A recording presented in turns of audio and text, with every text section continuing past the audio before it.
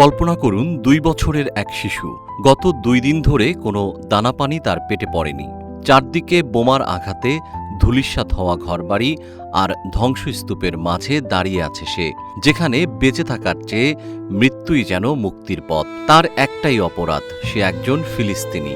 সেই অবুঝ শিশুটি যখন ৪৮ ঘণ্টা পর এক থালা খাবার হাতে পায়, আর তাতেই সে মহাখুশি। তার সেই নিষ্পাপ হাসিটি পৃথিবীর সমস্ত যুদ্ধ আর নিষ্ঠুরতাকে হার মানায়। সম্প্রতি গাজার এমন দৃশ্য নাড়িয়ে দিয়েছে গোটা বিশ্বকে। যুদ্ধের বীভৎসতা যখন সকল সীমা ছাড়িয়ে যায়, তখন এমন ছোট ছোট দৃশ্যগুলো হয়ে ওঠে প্রতিবাদের ভাষা। গাজার ধূলি ধূসরিত রাস্তায় ২ বছরের শিশুটির হাতে আজ এক থালা খাবার।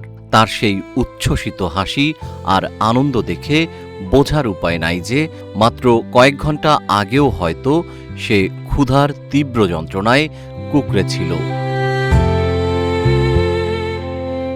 আন্তর্জাতিক সংস্থাগুলোর মতে গাজার লাখ লাখ শিশু এখন চরম পুষ্টিহীনতায় ভুগছে এবং পর্যাপ্ত খাবারের অভাবে এবং অপুষ্টিজনিত রোগের কারণে প্রতিদিন অনেক শিশুর মৃত্যু হচ্ছে।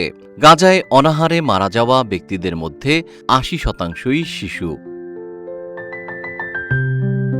পরিসংখ্যান বলছে, গাজায় অধিকাংশ পরিবার এখন দিনে মাত্র একবেলা খাবারের উপর বেঁচে আছে।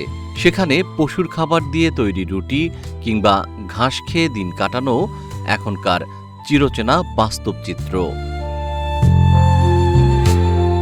ভিডিওটির সেই শিশুটি হয়তো জানে না তার প্রতিবেশী কেন তার সম্পদ ধ্বংস করেছে, কেন তার দেশ আজ ধ্বংসস্তূপ। সে শুধু জানে ক্ষুধা কি আর খাবার পাওয়ার আনন্দ কতটা। এই একটি ভিডিও আমাদের আবারও চোখে আঙুল দিয়ে দেখিয়ে দিচ্ছে বিলাসিতার এই পৃথিবীতে মানবতার পরাজয় কতটা করুণ হতে পারে।